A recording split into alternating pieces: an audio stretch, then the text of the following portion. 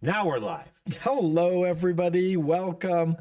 Hi. Welcome to a farcical situation where Aaron's trying to send emails that are destined not to This go is a out. working podcast today because I'm doing my other jobs while trying to do a podcast. I will just same time. recite poetry or something. Perfect. How's it going, Alex? It's going wonderful, thank you. Yeah? I Good. loving life with my new beloved pet. Who is Are now you, part of- though? I am. She's amazing. I have a dog, for those of you that don't know, that we just bought, and she's a gem. Although she does occasionally go to the bathroom in the house. But actually, even that, I've learned to just like clear up and move on. And That's just be just kinda thankful what for they wooden do. floors instead of like carpets, which must make it far more difficult. But yeah, she's like learning stuff. I'm quite impressed by her capacity to learn, to be honest. Yeah? Yeah, she just seems like intuitive. It seems like we've got some kind of, I don't know, dog-human bond going on. I tell her what to do and she does it unless there's something more interesting to do. So it's not a question of understanding. It's a question of will and passion. Oh, yeah. That's how our little dog is. I'm back mentally. Okay, well done. You I'm did no the longer thing, like yeah. trying to multitask.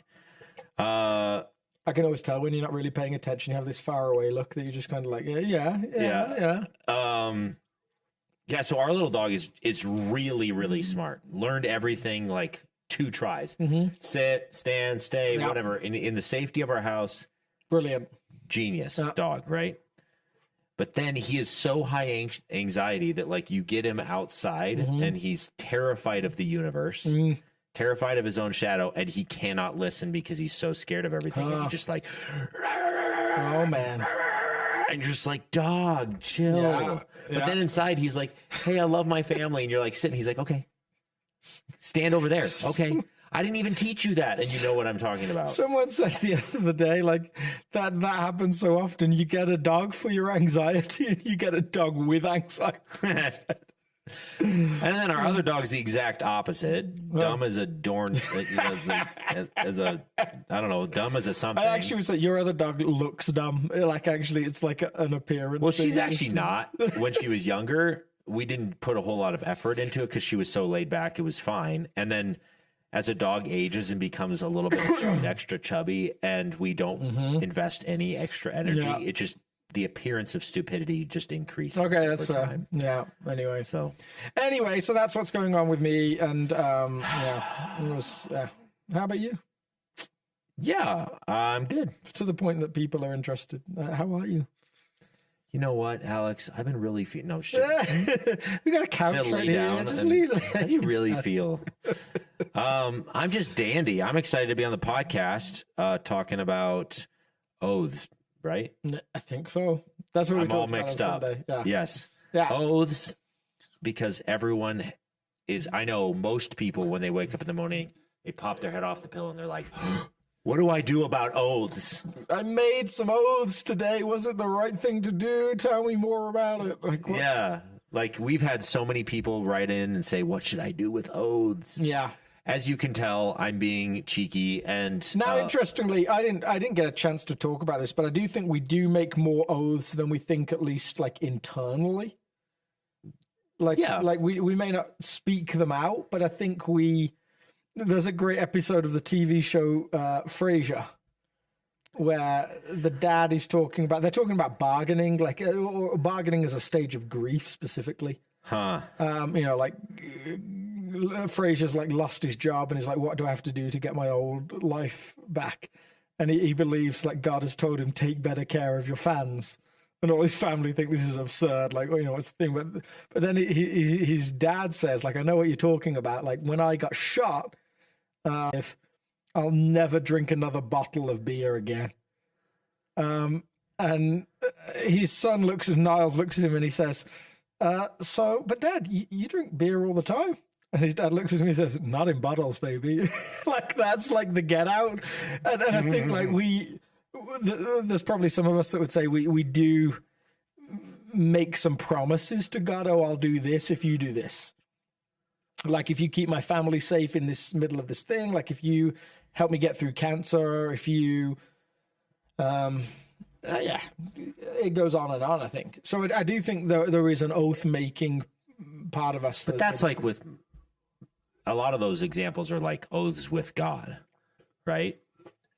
But I think we see it in marriages. If you forgive me, I'll never do such and such again. Yeah. Never have another affair. Never like throw a punch. Never. Yeah, I think it's probably more common than we think. It's just not in a similar pattern or framework to. We're not conscious of it. And it's different stuff, right? We're not swearing by temples. We're not swearing by even by flags or by bald eagles or whatever else. Bald eagles. Yeah. I don't know. Have you ever sworn by a bald eagle? Oh, I haven't, because I'm not American. I assumed you had. Is that what Americans do? I don't know. I'm a bad American. I don't know. I'm still asking all these questions 10 years in. Like, what do you guys do? And you're the wrong person to ask. I'm not the best representation. If you're wanting like a spokesperson for America, don't ask I know the guy I that look lived the in part. Africa till he I know was I look 11. the part, but I am not the part. I love America. I just don't know. I love it. I just said, you lived in Africa till you were 11. Yeah, like kind your of awareness ignorant. of stuff is so. The other element of oaths that I think, which I don't think you even necessarily got a chance to get into here, but I think it's also true. We make oaths or vows with ourselves. Sometimes consciously, sometimes subconsciously. And if you've ever done like some deep counseling work or what's called like splunkna or something like that, where a lot of the times they'll work their way back into your past, a counselor will, and they'll get to the place where they say, you know what, at this incident, you decided to operate in the world in a certain way because you were harmed or because of some trauma. Yeah. And you decided, I will never do this thing again. And you've abided by that. And now that vow or that oath that you made with yourself is coming back to haunt you. Yeah. Which is fascinating. It is fascinating. And I have occasional moments where I'm like, what happened to 8-year-old Alex that he would do this or that or feel this or that? Like, yeah. Well, as sort of jokingly dismissive as we're like, yeah, we don't make oaths, but we might happen a little bit more often. You actually twisted this message partway through. So can you describe how maybe there's the expectation of what we think we're talking about when it comes to oaths and how you sort of bridged to the modern context? Yeah, hermeneutics term. I would love to do that. I would say in terms of like making oaths to ourselves, or I don't know if Jesus would necessarily say, don't do that or do that. I don't think he would say it was the same as the thing he's talking about here. Yeah. Because this very much lands in the realm of how you present yourself to other people. Like it's very interactional. It's very interpersonal. I would say, as most of the commands he works around in the 10 Commandments are, that they're almost all human to human interactions.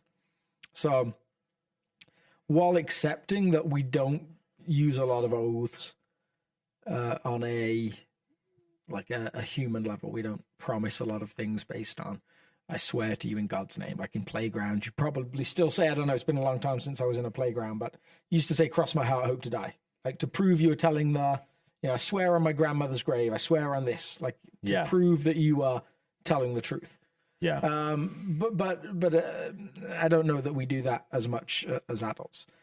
The part of Jesus' text that is specifically related to us today, I think, is the last verse. So I'll read the whole passage again. You have heard it, that it was said to people long ago, do not break your oath, but fulfill to the Lord the vows you have made.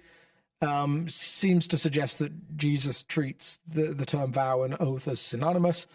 And there's multiple places in the Old Testament. It says something close to this. There's never a verbatim quote.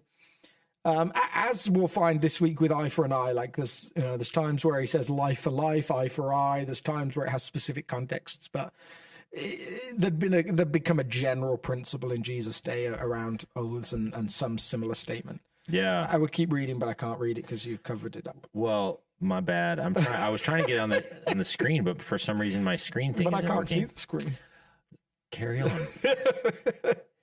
But I tell you, do not swear an oath at all, either by heaven, for it is God's throne, or by the earth, for it is his footstool, or by Jerusalem, for it is the city of the great king. And do not swear by your head, for you cannot make even one hair white or black unless you use hair dye. All you need to say is simply yes or no. Anything beyond this comes from the evil one. And I think while we might not swear any of those different oaths that are up there or anything even vaguely similar, the yes or no, like you let your yes be yes, your no be no, I do think that's a struggle. Even like my kids will jokingly ask me something and they'll be like, will you pinky swear? And I always say to them, no, I don't do that. Like, no. When I say yes, I mean yes.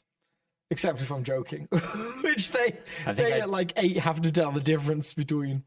I think I drive my kids nuts because I say maybe a lot. Yeah. Because I don't want to commit either direction. Interesting, in our house, Laura definitely says maybe a lot. Like, I'm very much like yes is default, which causes a lot of problems. And isn't better or worse than being maybe or no. But yeah, I don't tend to use maybe very much, I don't think. But that language of like, let your yes be yes and your no be no, to me, it touched very much on how we interact with human beings around us. We manipulate conversation, I think, in ways that implies yes, but is really no, or that moves the conversation in a particular way to get us what we want or we feel like we need. And I think the specifics of that were we use it to manipulate people in conversation so we can have more. Like something in us tells us I don't have enough. If I get that extra sale, if I get that deal, if I get that agreement, then I'll be good. Yeah. And it works in our sense of like self as well, in terms of the way we devalue ourselves and the way we need people to approve of us. And so I'm always even amazed just how hard it is when someone says, oh, have you seen this movie or you read this book? To say, oh no, I haven't seen that. Like something like tells me anyway, like, oh, I'm left out. Like I'm missing out. Like, you know, like that. I haven't seen the latest thing. I haven't like, you know, and I think that's very much true when you're younger. I feel like I tell you I haven't read that book so much because you've read so many books. I'm just like, at first I tried to keep up with like, maybe I'll read that book too. And then I'm like, no, I haven't read like the Enuma Leash or something that you've read. Like I have, although I just bought it. So like, I just can't keep up with all the books you read. And so then I just got comfortable. In terms of honesty, I haven't read that book. Yeah. Well, I was trying to find something obscure, but you're like, oh, have you, I've seen, I'm like, oh yeah, I've seen this movie. You're like, have you ever read the book? I'm like, no. Yeah, no, I haven't. Yeah, and so and maybe that specific struggle is just more for me because like, yeah, I want to have read every book. I don't know why. There's just part of me that wants to have read every book. I don't want people to have read books I haven't read. Weird quirk of being me, I guess. Maybe that comes Let's talk about that. What's going on? What happened? What happened to 8-year-old Alex that he has to read every book? Yeah. What? Yeah. Man, I don't want to open the closet too much. There's too many skeletons there. But I remember going to the library with my class for the first time as an 11-year-old. And taking out the biggest book I could find. Don't know why. Just did it. Like, no idea. I can remember it and never reading it. It might have been Lord of the Rings, actually, which bizarrely now I read like every year. So I'm trying to make up for it or something. Interesting. But I think there are lots of people that bend the truth in that way. Something about them says like, no, if I don't have this, then I'll be missing out, or I'm not enough. So some of what the modern equivalent of oaths is this desire to use our voice and our words to craft and shape people's perceptions of us. Yeah. And so to like influence, make people look slightly, even if it's just a slight fib or even a slight exaggeration, just to make people perceive us as smarter than we actually are, cooler than we actually are, more knowledgeable, whatever, fill in the blank. The two I gave were to convince people to do something that will make us richer or whatever, or to compensate for the fact that we don't feel like we're enough internally. And yet both of them are actually questions of our identity. So the list I gave were, it might be to get a payout, to receive a bonus, to make the sale, to find a date or get a date, to get a better deal than you would have had otherwise.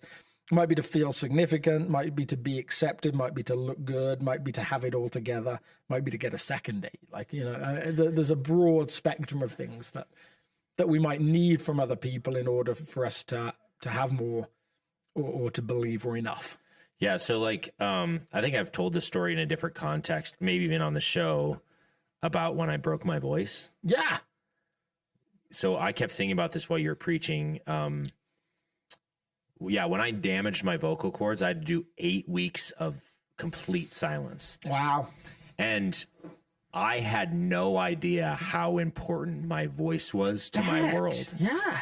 And there's a few things, like I'm the worship pastor at South. So there's a few things that a lot of people. For a second, you said I'm the worst pastor at South. Well, that is also true. That's also true. No. The ratings are in. I'm the worst pastor at South. No, I'm the worship pastor. The worship pastor at South. So there's some obvious challenges to not having a voice. Yeah. That everyone would naturally jump to. But then, so I was like, yeah, it's going to stink to not be able to sing.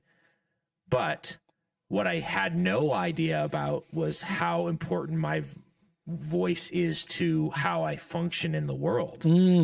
And I'm a big, loud, opinionated human being. But very nice as well. Like, yeah, that has learned over years how to be very influential in a lot of different environments that I'm in. Yeah. But the thing I use to gain that influence is my voice. Yeah. I compliment people. I encourage people. They start to think more highly. Oh, this person likes me. Therefore, I'm going to listen to more what he says. Therefore, he gets more of what he wants because he's nice to this, and on it goes. Yeah. And it was like, when I lost my voice, I became this big. Oh, man. And my world shrunk so drastically. I had no idea what to do with myself. Within a week, I was like, who am I if I'm not a person with a voice? Well, you see this like all the time with so many parts of human identity. Like, why is it that Tom Brady took years to retire? Well, one joke was that he actually became a stay-at-home dad for 2 months. He was like, no, I'm going back to work. But Aaron Rodgers, same deal, like pushing it, like, got to get back, like, blown Achilles. And he's like, I could be back next week. Who knows? It's an identity thing. It's like, who am I if I'm not an NFL quarterback? Like, Yeah. There was this really popular TV show in the last few years called Succession. And one of the crescendo moments as the whole thing is unraveling and the family is figuring out, can they keep the business? The dad is now dead. Like they're kind of fighting with each other. And there's this moment where he's not even the oldest son, but he postures as the oldest son. This moment where Kendall Roy says, if I don't get to do this, I don't know who I am. Wow. It's just this real moment of honesty of just how much he needs the position to function at all as a human being. And that actually, it's a very real possibility that if he doesn't have it, he'll kill himself. Because there is no story for him outside of that. We tie to those things so easily, and approval of other people is a big driver. Yeah, and think about, Dallas Willard does this strange thought experiment. He says, imagine your will without a body. The only reason we can exist in God's universe with any sense of fullness is because we can actually exert our will into the universe in various ways. But if you had no body, what's the point of having a will? Yeah. Because you either will use your physical body to manipulate objects, interact with things, experience things, whatever, or your voice. And there's like this inexorbitant, like the book of James, I'm actually preaching on the passage about the tongue. The book of James talks about the tongue having this extra powerful, like it's a small member of the body, and yet it has this inexorbitant amount of power to exert our will into the world. And yeah, so voice, and this is all about this kind of idea of oaths, where we try and exert our will into the world. And some of that's fine, but the nuance with oaths is that when we try and kind of bend reality with our words to try and play the universe into our favor. Yeah. And usually from some mistaken premise. The one is that being richer or being more successful or having the right relationship will ultimately make us happy. Yeah. I loved that there was and I'm trying to remember if I talked about this before. I think I did. The writer Patrick Lencioni is a Catholic leadership guru. He talks about like how he had no joy in anything in his life for 12 years. Wow. He had this moment in church where he was listening to the Catholic priest talk about the parable of the sower. Yeah. And he was kind of like, well, yeah, I'm kind of like the third guy, like a lot of weeds. And he said in that moment, I prayed like, God, I want to be the good soil. And God said to him, are you sure? Which I just love. But yeah, there's so much of us believe, if I just didn't have to stretch for my car payment every month, life would be good. Yeah. If I had a little bit extra, and there are some joys there. Yeah. But if that's your goal for happiness, it actually just, there's always another thing. There's always okay. So is that what this passage is saying? Like the problem with oaths is that a lot of times the thing you're trying to acquire is bad. Well, fair enough. But what is there another like more sadistic behind the scenes reason why does Jesus care about this? Why does he want his people? He's like, I'm setting up a new kingdom. It has all these new sets of rules of how things should function, and my people are the kind of people who don't do the oath thing. Well, I think I would say, and obviously did say, that identity in Christ is the key driver behind, or a lack of it is a key driver behind these things. So when you enter into a world of manipulating other people, to convince them to do something, to compensate for your own lack of self-worth, both of those have the same fundamental problem. The identity doesn't rest in who Jesus is and what he did. And that actually, fascinatingly, all sorts of things that used to matter no longer matter when that identity is really correct. Yeah. I mean, I think that to me is the fundamental heartbeat of the passage, that's what the Pharisees have turned oath-making into. It's just manipulative enough. It allows them to have this veneer of spirituality, but to manipulate others, to operate almost in this sneaky kind of way, to slip out of deals when it becomes convenient to them. And I would say if their motives are similar to ours, and I have every reason to believe humanity hasn't changed, it's primarily because of those two things. These guys were significant guys in their day. Yeah. So you did also get into some practical recommendations about, okay, how do we deal with that kind of sentiment that's in us? And one of them is like, you've already sort of alluded to it. It's spend more time meditating on your identity in Christ. But are there other, practically speaking, how do we become the kind of people that aren't as inclined towards fronting as you described it? I did use that word fronting, which is to build a facade. Is the same thing you see with buildings all over the place that have a great exterior front elevation, and then behind are a mess. And actually, depending on where you are, there's more or less of these. Detroit has... Our church is the opposite of that. Yes, absolutely. Our church we is, have we interior or whatever the term is there. It's an internal mask. Yeah, absolutely. The outside is a sort of rundown. No, it's not even that rundown anymore, but it's just a plain old strip mall. And then as you move deeper and deeper and deeper, it's a little bit more nice. A little bit better. Yeah, absolutely. But there are these buildings, like Detroit has loads of these houses that look spectacular on the front. Like they look like old, like brick masterpieces. And then you get behind and it's kind of like, no, it's the same. It's siding. It's kind of like stud walling. It's like, but from the front, it looks incredible.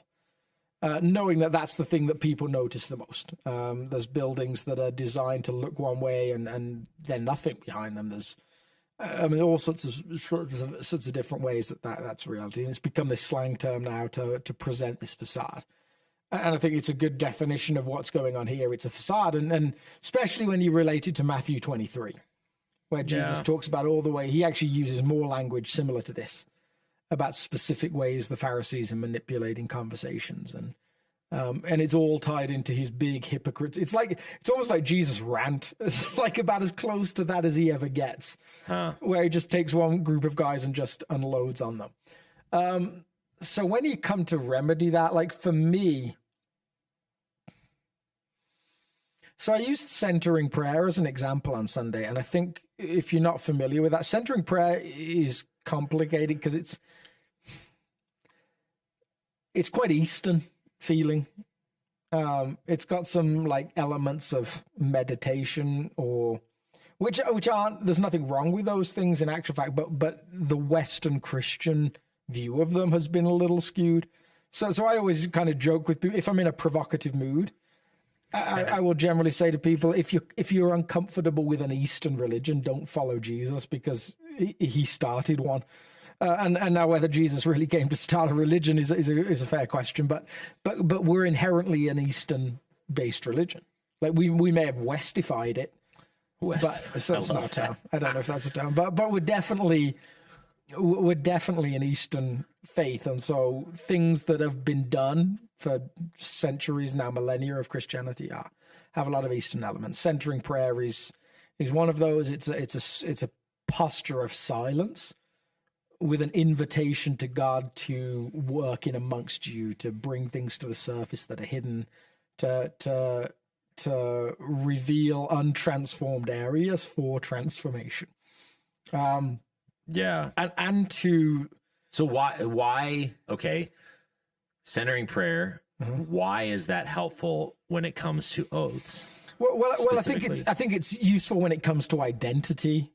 And therefore, any time that your identity is more rooted in Jesus, that you're actually going to struggle less with these things, because you're going to realize that actually, like when Porsche says you can buy salvation for $150,000, you actually can't. Like when you feel like not having read a particular book, or not having paid off your mortgage, or not having enough put away for retirement, or not having been the perfect parent, when you recognize that all of those don't define you, you're actually less tempted to manipulate conversation. So I think that there's a theory that maybe theory is the wrong term. I have a suspicion that most of us as followers of Jesus don't really believe about us the things he says about us. Yeah.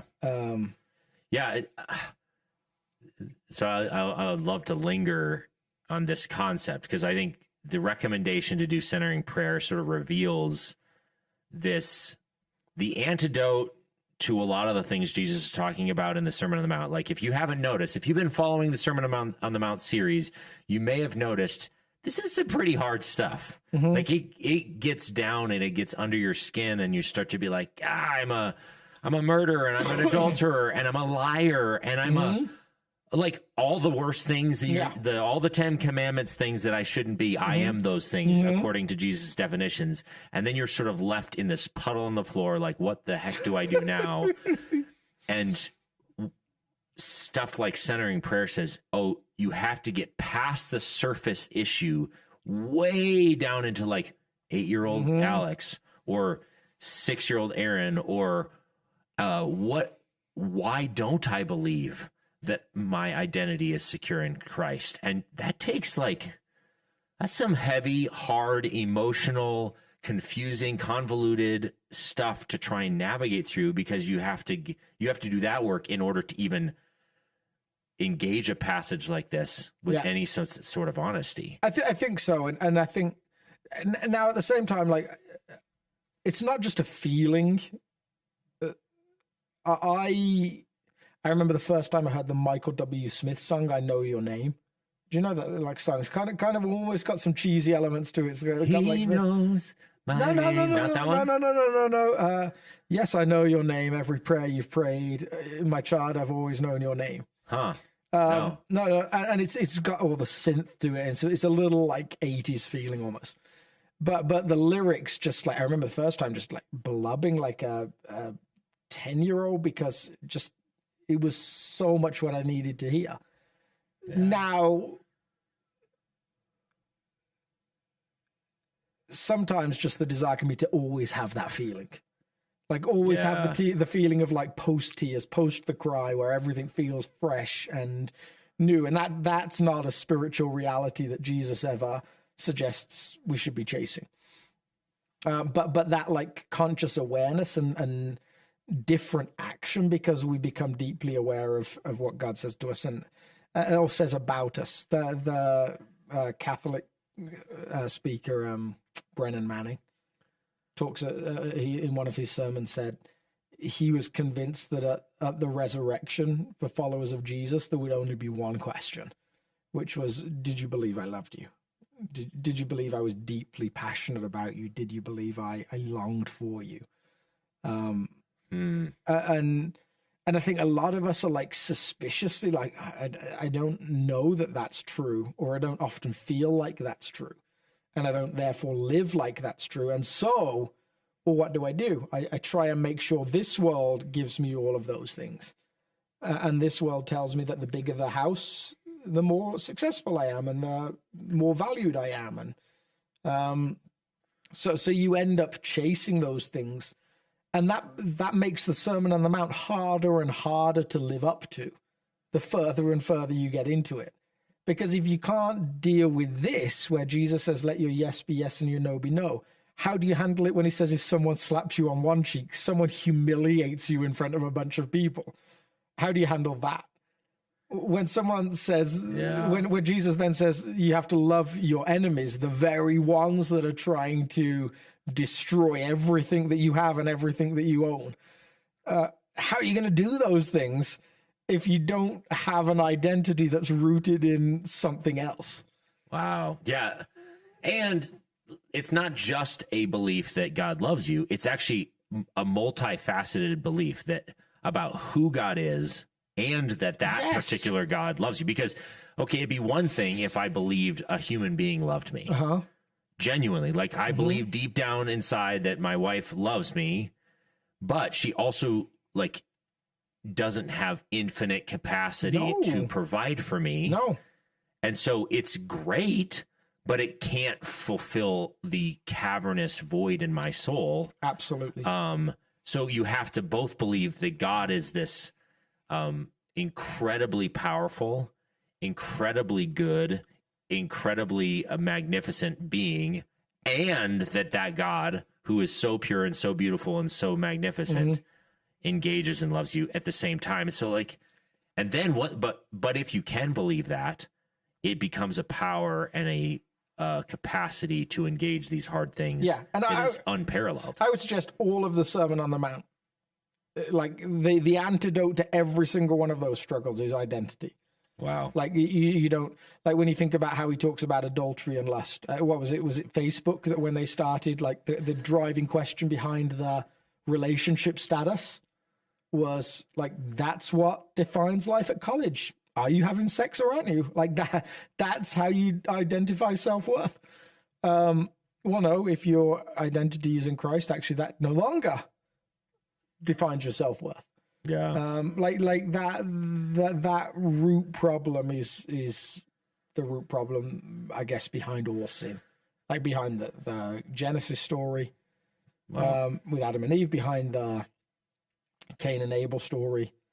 They all go back to that. And so, so I think that centering prayer is one of those few spiritual disciplines that I'm aware of that really takes me to that place of saying, God, work on what you need to work on.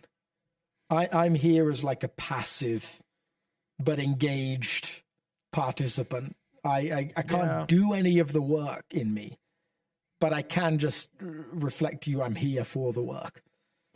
Yeah, and so this is part of the power of spiritual practices, is they oftentimes are tools that enable us to encounter our actual feelings about the world around us, our actual feelings about ourselves and God and others. They're tools that enable us to begin to believe the truth of who God says we are.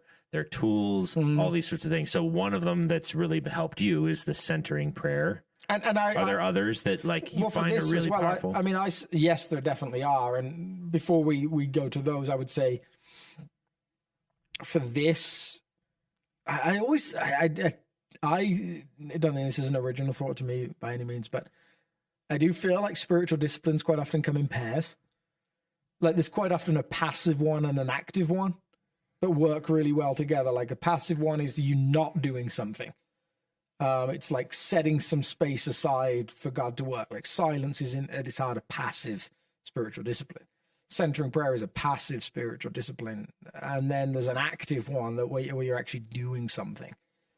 And so a practice of honesty, actually intentionally going into conversations with a determination to be honest about who you are, and actually realizing that then you'll meet some of the most interesting people. I was selling a car not long ago, and I was chatting to the guy that wanted to buy it, and we were just talking about how hard it is to do that as a transaction now. Because I said, I said to this guy, Josh, I said, look, Josh, I like, as far as I know, there's no major problems with this car. And to do that, I've had it checked out. Like Mazda have looked at it.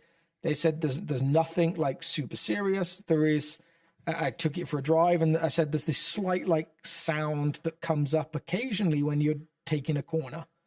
And they've said it's this. But like, I don't know. All I can do is tell you what they've told you. And he's like, yeah, I totally get it. Like, I appreciate you trying to be honest. Like, we're trying to listen for the sound and then the car's not doing it at all. And I'm like, no, like sometimes like when you do this and like, we're just trying to get into all the details of exactly like who's selling what. Well, I'm telling you, it's broken. Yeah. I promise. This is a piece of junk car. You should not buy it. But it's also not a piece of junk car. And if you want it, like it's yours, but. That's funny. And like, but just trying to be honest and fair with someone. I actually described that at some point in a sermon a while back as participating in the flow of life. Like there's almost a principle in life that when stuff stops flowing or water stops flowing specifically, it tends to stagnate. It tends to become rotten. And a great example of that is the Salton Sea. Like the Salton Sea has no outflow. It's below sea level. It can't go anywhere. Yeah, it can't climb any hills. Yeah, and so it just sits there. And now everything in it's dying. Like the fish are all dying there, coming to the surface, which it means you can smell it from like 2 miles away. And it used to be a paradise. It used to be like the place to visit. If you were in California and wanted fresh water, it was like the richest people went there. And now it's this place of death.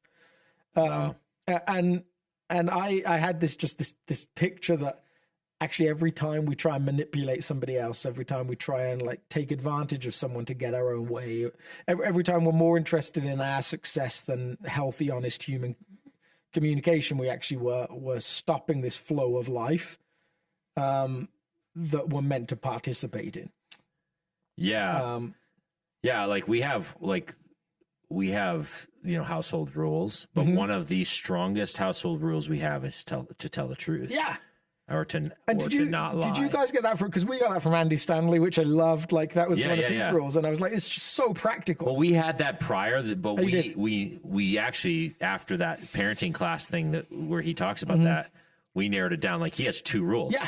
Honor your mom. Yeah. And tell the truth. Yeah, and some of his argument is the dad always gets honored. Like dad's scary. Like dad, like for the most part, he's like, yeah. Yeah. Anyway, super fascinating way of implementing parenting stuff.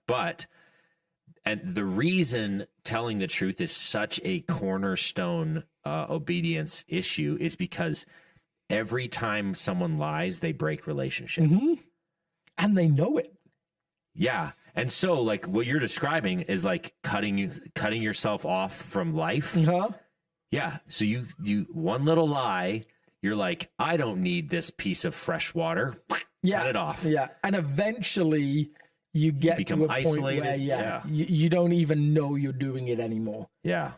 You're dying of thirst and unaware. And yeah. So I just think that that actually going into a day knowing you're going to practice honesty, and it might not become natural. It might not become natural instantly. I love the spiritual principle of, in terms of action, something is new, then it becomes normal, then it becomes natural. Yeah. And that's, you see that in like sports. You watch someone try and throw a football. Watch an English guy try and throw a football when he's never seen one before is hilarious. Like, it just feels like it should be obvious, and yet, like, it's just... Yeah. And so it's new to start with, and then after a while, it starts to feel normal, it starts to move as it should, and then you watch a guy throw it who's been doing it since he was 4. You watch Tom Brady do it, and it, like... You watch Tiger Woods hit a golf ball, and you're like, oh my goodness, like, I didn't realize that it could sound like that. It's like... Yeah. Jack Nicklaus, the famous golfer, said the first time he went to see Arnold Palmer hit golf balls on the driving range, he was like, every time he swung the club, it was like a thunderclap when the club hit the ball. It's like, how do you do that? Like, that's amazing. Not, speaking of the whole, like, an English guy throwing a football, I saw this interview with who's this, like, oh man, now I'm gonna feel like a non-football fan, but the coach of the Miami Dolphins. It's like all the craze right now. Coach of the Miami Dolphins, Josh McDaniels. Yeah, is it Josh McDaniels? Yeah, I think so. McDaniels? Anyways, Josh McDaniels got fired by the Raiders. Anyway, so when they had their game in the UK, they were doing a post-game interview, and one of the guys said, I've noticed this progression of your coaching style and your play calling. It's and how fast it is. Like, you used to do this, this, and this, and now you've been doing these kinds of play calls. You're between the lines and stuff. And the coach just goes, like, oh my gosh, like, you understand football so well. And then the same interviewer, like, asked him another question that was even deeper on his play calls. He's like, now you're just showing off. Like, it was such a funny clip because this British guy just, like, really knows his football, American football. It's a big passion for a lot of guys over there. It was pretty awesome. Anyway, I don't know why that was related, but it was just an hysterical clip. It was that new normal natural means that, like, if you've practiced a life of dishonesty, I think I heard someone say it once, like, if you've been the sort of person that, like, every time your phone rings, you have to turn it over so nobody can see who's calling. Like that might be a reflex for a while. And then actually after a while, you'll experience the freedom of actually just being able to leave it, like, the right way up, because it doesn't matter anymore who's calling. Like, because there are no secrets to hide. Yeah. And then you get a taste of just how wonderful that is. That you no longer have to say, like, oh yeah, I can do that. Like, it just, you live that kind of life. When you get to those spaces, you actually get that thing that we've talked about all the way through this. Like, we're actually trusting that Jesus' way of living life is better. Yeah. That he doesn't just demand truthfulness from us. He wants truthfulness for us because he knows when you live in that flow of truthfulness, life is a much better space to live in. When you're not worried about secrets you're keeping from other people and you're not worried about secrets they're keeping from you. Yeah. Actually, life is a joyous thing. Well, and I think just behind some of this basic let your yes be yes and your no be no, it's fascinating when I don't know if you've ever met someone who you know that that's how they live. Mm-hmm. When they give you an opinion, you know it's truthful. Yes. When they say yes or no, you're super confident. They're powerful human beings. Yeah. They don't front. Yeah. So when you ask them a question and they say, no, I'm not available, or yes, I can, or whatever, or here's my opinion about the situation, they don't need oaths. They're like more powerful with a single yes than 1,000 oaths would have been. Yes. Oh, it's like Jesus knows what he's talking about. He's like, just be the kind of person where you walk around and everything you say, people have complete confidence that you actually mean that thing.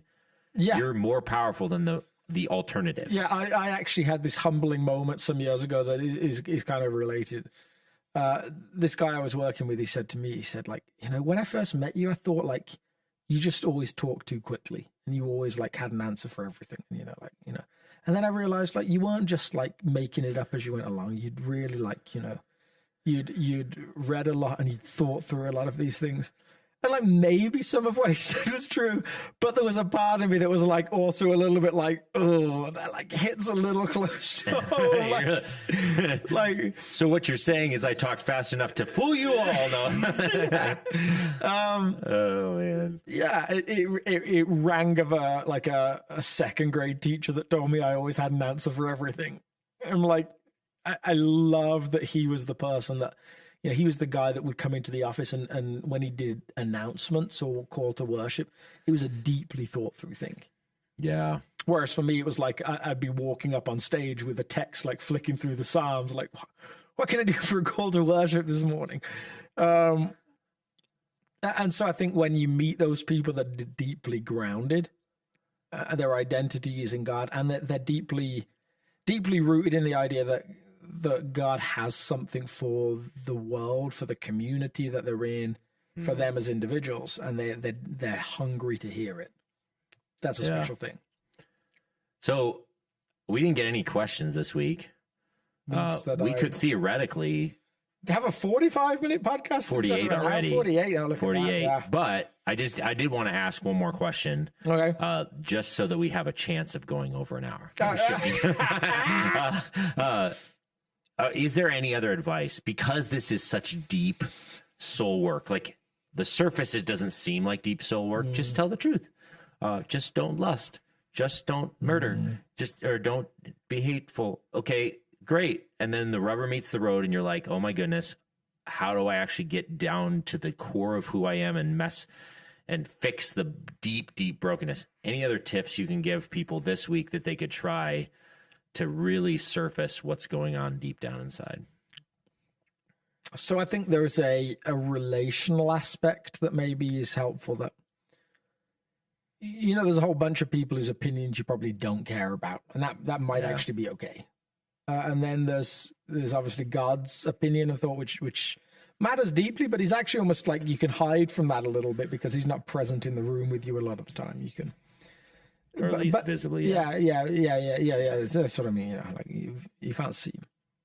But then there's all these people in your life that you're very close to. Their opinion deeply matters. If you're married, ideally that person that's most deeply connected is your spouse. Maybe kids, maybe parents, maybe roommates. Jesus talks about a lot of things in the Sermon on the Mount that are all interrelated, really. You can't just take them out and pull them and make them separate. So it might be that the thing that is causing you to struggle with this right now is actually a practice or a way of being in another area that tells you this is the best, like this is the path of least resistance. This is the safe option. So let's just pick interesting. let's pick a like an over-the-top example. If you really struggle with lust and you're having an affair, well, then, of course, you're going to tell yourself, well, it's better for my husband or wife that I lie about it and they don't know, because it would really hurt their feelings to know. Yeah. And I'm going to break it off one day. Let's step that down, because that's like ratcheting the tension up really high. Let's say it's a pornography addiction. Like it's like the language is like, I can deal with it. Like I can get it under control. Not yet, maybe, but in the future, I'll get it fixed. But in the meantime, like, why hurt the person's feelings? Yeah. And actually, like, sometimes you just have to deal with that issue, and it's going to allow you to live this honest kind of life. And then sometimes quite painfully and quite traumatically, there's this space to choose honesty as a practice, knowing that it will help you and the person you love get to the point of resolving some of these issues. And that's such a challenging thing. Like, I have wrestled multiple times when I've been in relationships with people, whether it's a staff situation, whether it's a friendship situation, where someone's been caught in a way of living that isn't the way of Jesus. And they've said something like, I'm so glad I got caught, because now I can be honest. And every time I'm kind of like semi-tormented by this like thought process of like, are you like I don't know anymore. Like, I would have loved it if you'd been honest before you got caught. Yeah. Because that would have told me, like, no, God is really working something in you. Yeah. But every time I hear a preacher that's like, yeah, I'm just so glad someone caught me, having an affair or embezzling money or all those different things, because I really wanted to stop. I'm like, I don't know anymore. So sometimes actually, like, learning to trust people with painful conversations. Now, that probably takes some wisdom, probably takes some having people come alongside you and saying, like, how might I do that? Am I getting a good read on that? Yeah. But it's really easy to practice years of dishonesty and never dealing with the issue that you're always going to deal with. Yeah. It can almost become this self-fulfilling thing. Like, So, like, this honesty, this radical honesty could be almost like a gateway into a lot of healing in other categories, is what you're saying. Yeah. And yet it's hard. Like, it's totally hard. Like, I had multiple times when I was a youth pastor where I'd be going through like either some mini deconstruction of a theological point of view or a wrestling. Yeah. And I didn't just get up on stage at a youth event and just be like, let me just tell you, like, all I'm wrestling with here. Yeah. Like, I got up and I did my job. I got up and told a bunch of young people that Jesus loved them. He had a plan and purpose for their life, even when I wasn't sure he had a plan and purpose for my life. Yeah. And so I don't know that you can't take this to like absurdity. Oh, yeah. Where it's not damaging. But I also think that can be a really easy get out clause as well, that says I never have to get around to practicing honesty. Yeah. And so there's a wisdom there, and probably some taking of wise counsel and things. Wow. But well, it turns out oaths are more important to the conversation than I had originally thought. So. Well, me too. Yeah. Yeah. We were sort of reflecting him in this preaching class at the seminary, and one of the students, their introduction was hysterical, because she was saying, part of her intro was like, yeah, I was excited to preach this profound truth, and then I opened up my email and I got my assigned text and I was mortified, because the last thing I wanted to preach on was the thing that I was assigned, but then she just killed it, knocked it out of the park. So good. But that kind of happens sometimes with the scriptures, where you're just like, oh, this one's irrelevant, or this one, I don't want to go there, or, and sometimes those are the ones that. Oh, I think the ones that carry the best as a sermon are the ones that you're deeply implicated in. Yeah. Well, I'll never be preaching again. Who was it that said, someone once said, sermons are like love letters. They always reach their destination. Because a love letter is really written for the person writing it. Yeah. And a sermon probably is too, if it's a good one. Yeah. Anyway, See Well, you guys we later. love y'all. Thanks for tuning in. As we always say, like, subscribe, share, all the... Oh, we haven't done that in ages. We're such a bad podcast team. I blame me. I think it's delightful that we can honestly say we don't know what we're doing.